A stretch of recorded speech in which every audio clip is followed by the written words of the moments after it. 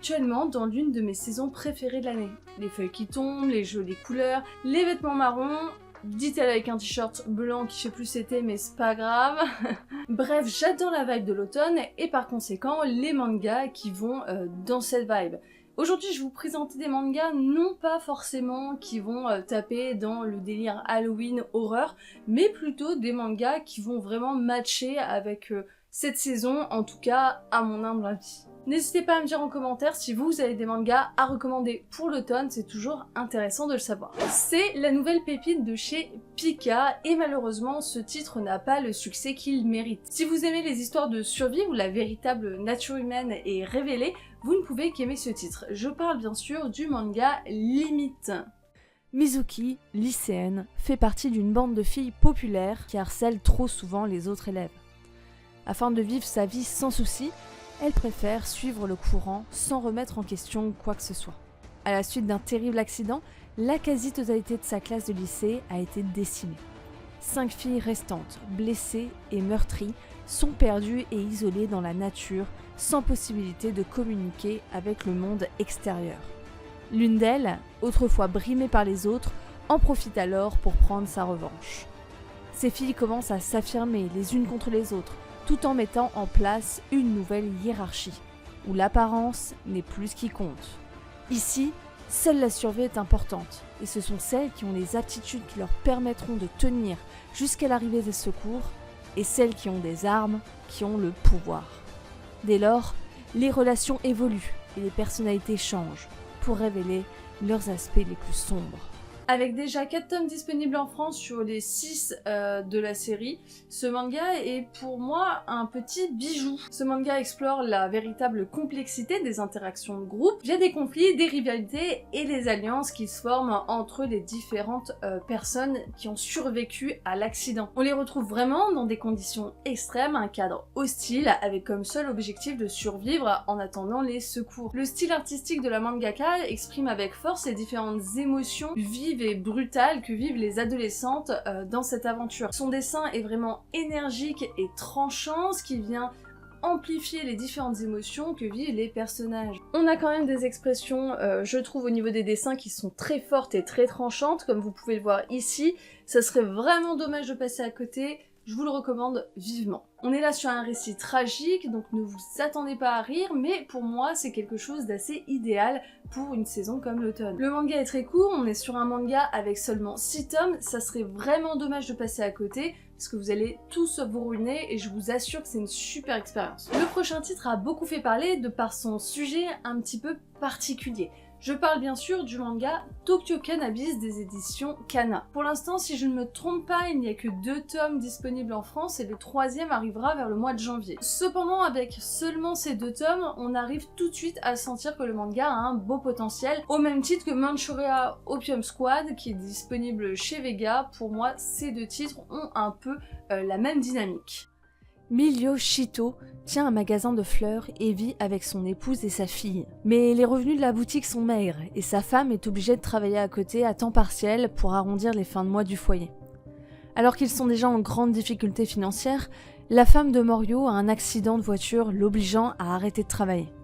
La voiture qui servait pour les livraisons de fleurs est bonne pour la casse et laisse davantage de dettes à la famille.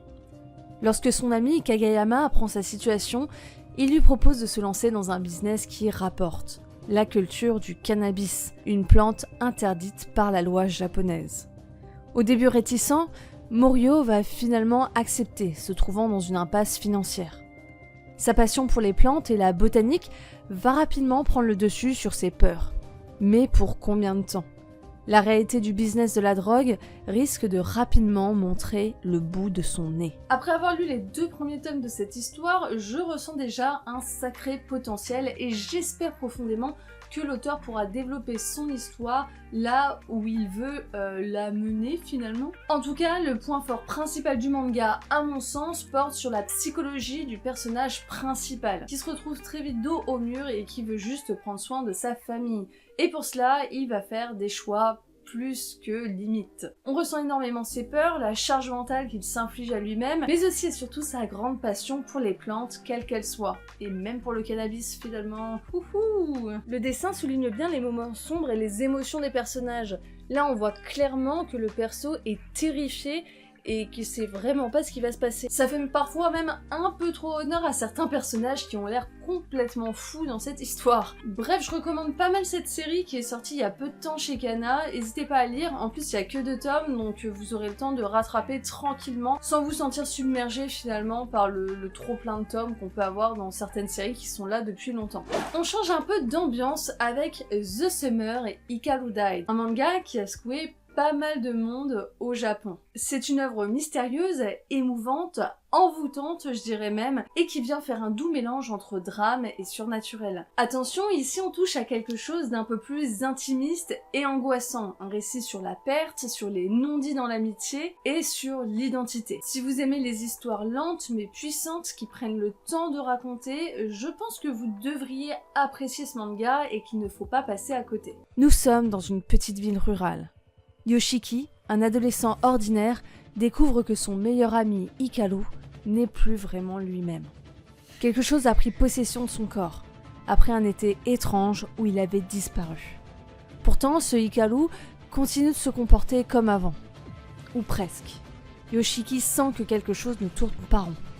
Doit-il s'éloigner ou accepter ce qui est devenu son ami ? L'enquête doit commencer. Entre mystère et tragédie, le manga nous mène dans l'exploration de liens entre 2 êtres. On a affaire à des dilemmes moraux et à une intimité plus qu'étrange, voire même parfois angoissante. On arrive même à se poser la question de quelle est réellement la relation entre nos 2 personnages, tellement elle est inhabituelle. Le dessin quant à lui est tout simplement magnifique, il est à la fois doux et à la fois inquiétant, ce qui est très étrange finalement, tout comme le manga. L'auteur joue sur des contrastes légers mais efficaces entre les scènes lumineuses de la campagne et de la vie quotidienne, mais également de l'obscurité latente qui habite certains personnages, voire même tout simplement les lieux qu'il y a autour.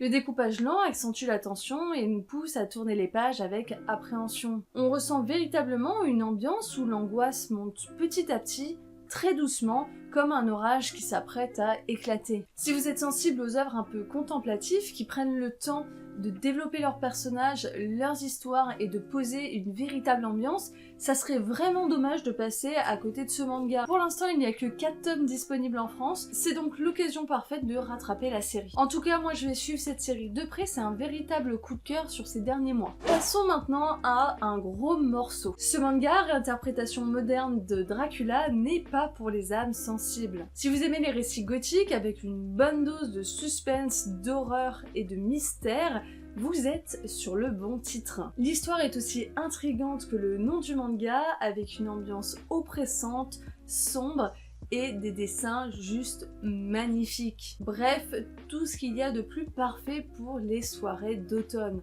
Je parle bien sûr du manga DRCL. Angleterre, 19e siècle.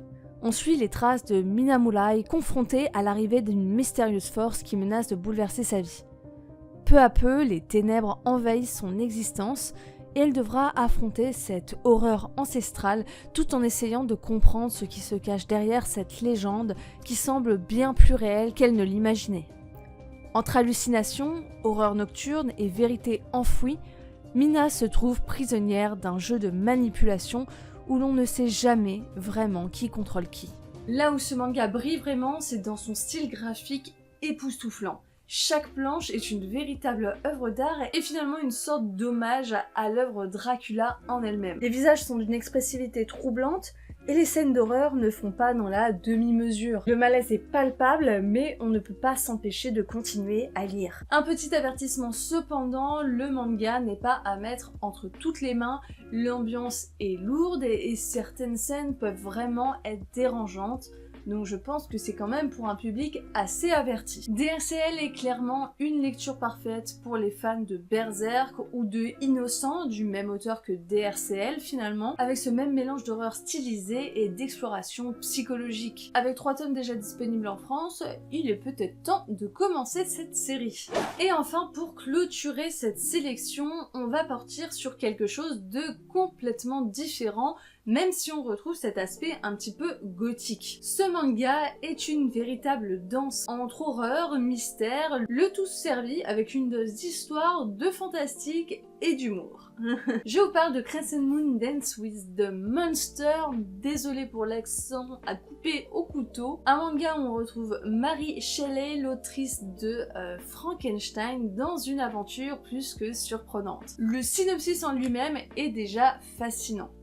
Marie, après la mort de son amie, accepte à contre-cœur une invitation de son beau-père et se retrouve embarquée dans une affaire militaire impliquant une femme ressuscitée au cœur d'un complot mystérieux. Cette dernière, enveloppée de bandelettes et chaussée de bottines rouges, doit être présentée à un bal royal. Et qui de mieux que Mary Shelley, la créatrice du fameux Frankenstein, pour apprivoiser cette créature revenue à la vie qui lui ressemble tant. L'ambiance du manga mélange à la perfection un côté très gothique et très surnaturel. L'autrice, Fujita, sait parfaitement manier son histoire, avec du suspense et une ambiance toute particulière tout au long du récit. Les personnages sont très vivants, les expressions faciales réussies. Le seul petit bémol pour certains d'entre vous, c'est que je sais d'avance que le style graphique ne vous plaira pas. En effet, on a un dessin très marqué, très riche et pas forcément très réaliste, avec quelque chose qui se rapproche vraiment du cartoon. Certaines planches sont vraiment chargées, rendant parfois la lecture un peu difficile au niveau de la compréhension, mais malgré tout ça reste un récit très prenant que je vous recommande. Le récit est parfait pour les personnes qui aiment le côté fantastique, historique, tout ce qui est délire avec Frankenstein et résurrection, mais aussi les personnes adeptes de féminisme ou qui potentiellement aimeraient en découvrir un peu plus sur ce sujet. Bref, c'est vraiment un mix de tout ça, je vais pas en dire plus parce que j'ai pas envie de vous spoiler, mais je vous recommande vraiment le titre. De toute manière, on en parlera très bientôt en bilan lecture, donc si vous voulez en savoir plus, n'hésitez pas à vous abonner. Et on arrive à la fin de cette vidéo, dites-moi en commentaire quel manga vous conseillerez pour une vibe un peu automne. Je vous laisse me mettre le petit smiley secret pour le référencement, mettez-moi des feuilles qui tombent ou quelque chose qui vous fait penser à l'automne, ça fera très plaisir et ça montrera que vous faites partie des meilleurs puisque vous avez regardé la vidéo jusqu'au bout. Sur ce, je vous laisse, n'hésitez pas à liker, vous abonner, partager et à tchuss tout le monde!